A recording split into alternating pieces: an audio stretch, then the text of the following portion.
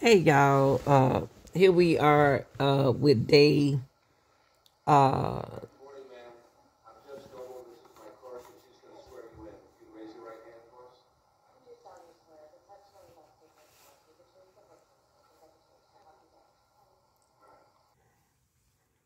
okay, yes, we are on day 3, the Daniel Riley trial, Janae Edmondson, okay? She's gonna deliver her testimony of what happened. Excuse me, y'all. I apologize.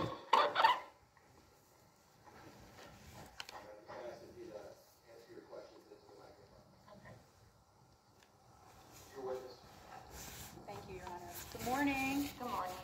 Do you mind? Can you turn just slightly so the jury can see it? Perfect. Thank you. Go ahead and introduce yourself to the jury, please. I'm Janae Edmondson. Okay. How old are you? I'm 18. I want to talk to you about February 18th of last year. Do you recall why you were in St. Louis? Yes, I was in there. I was there for a volleyball tournament. All right. And do you know or remember about when your last game wrapped up? I don't remember what time. Okay. Was it evening? Yes. All right. And were you with your parents? Yes, I was. What were your plans after the last game concluded? To go back to the hotel and get some food, like pizza, something like that. Okay. That's what you wanted, right? Yeah, that's what I wanted. So, and how are you going to get to the hotel? We were going to drive back. Okay.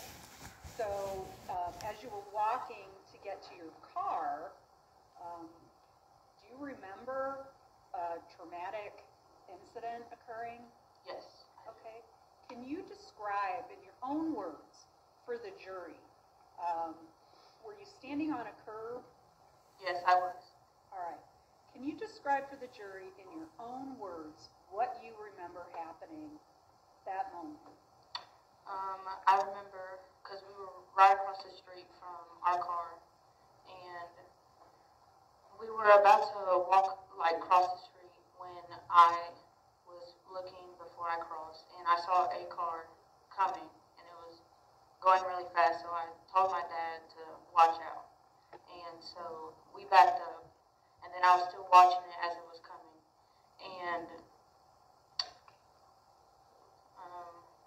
we were about to proceed, and then after that, I grabbed my dad, and I said, "Oh, watch out." And we turned and ran. And then after that, I felt something hit me, and it was warm. And then after that, I ended up on my stomach, face down, and I was screaming because I couldn't feel my body, and I was just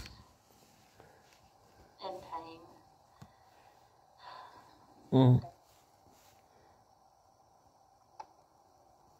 And I was screaming because I knew something was wrong, but I didn't know what.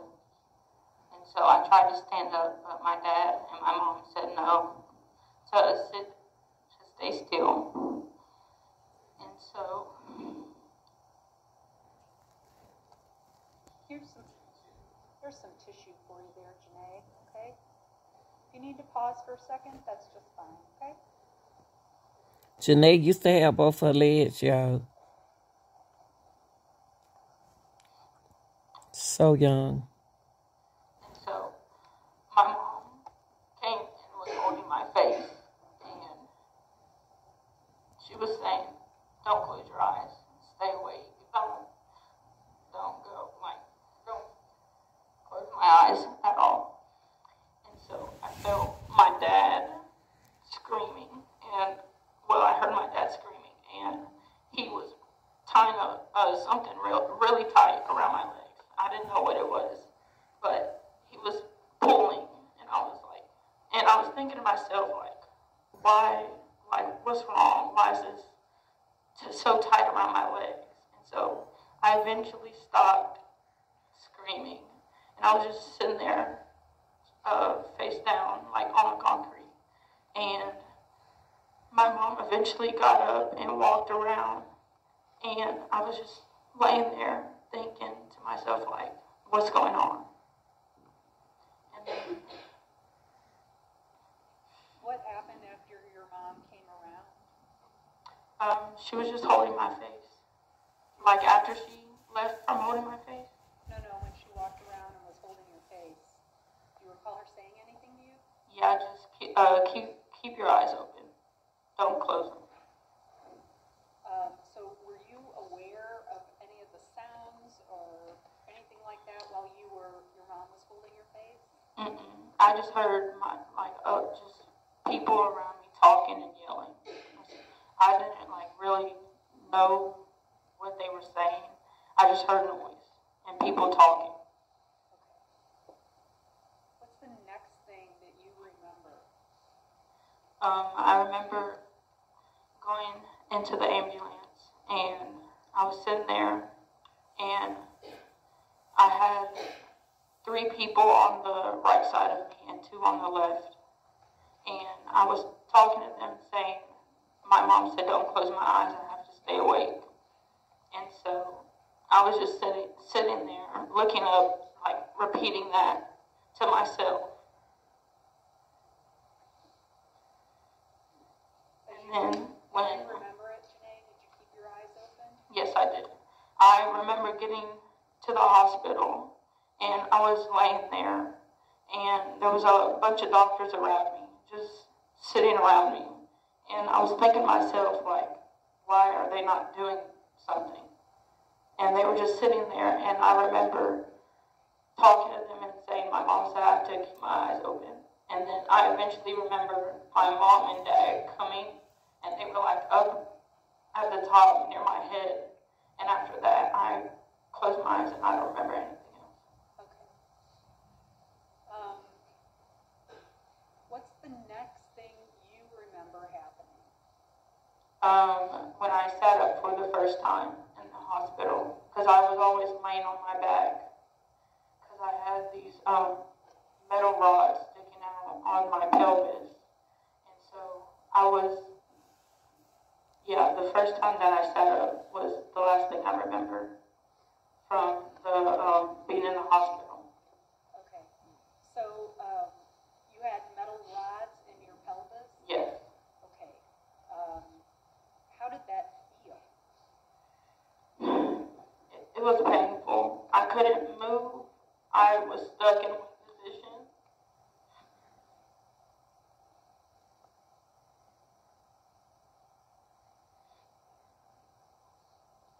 Take your time.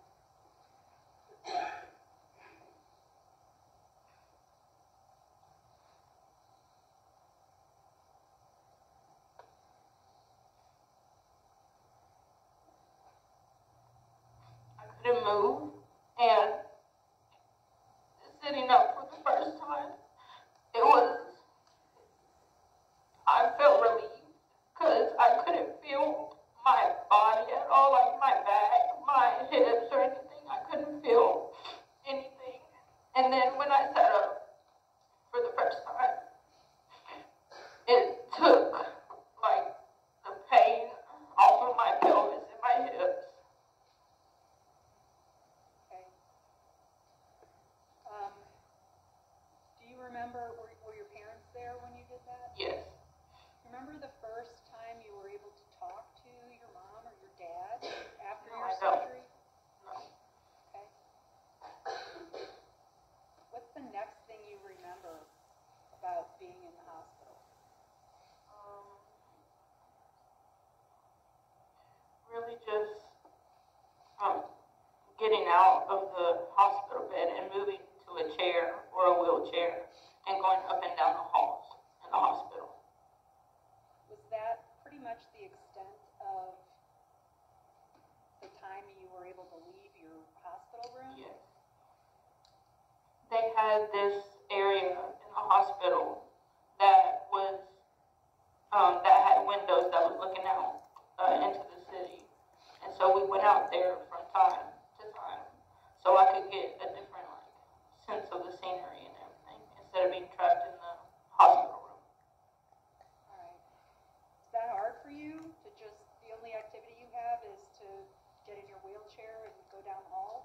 Yeah, I started to get depressed a lot because I was questioning why this had happened to me. And then it's just, I'm a very active person. And so being trapped or feeling trapped and not being able to go out and like even just go outside and sit outside, I just became depressed. Before this happened to you, what was your social life like? I would go out with friends all the time, going to Sonic, hanging out, going to basketball games, playing in basketball games and volleyball games, and just going to see other teammates that I had known in my county. So going to other people's volleyball games or basketball games.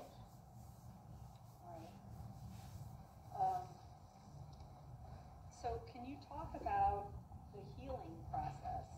And most importantly, I'd like you to describe for the jury what your pain levels were like because of this injury. It was just awful.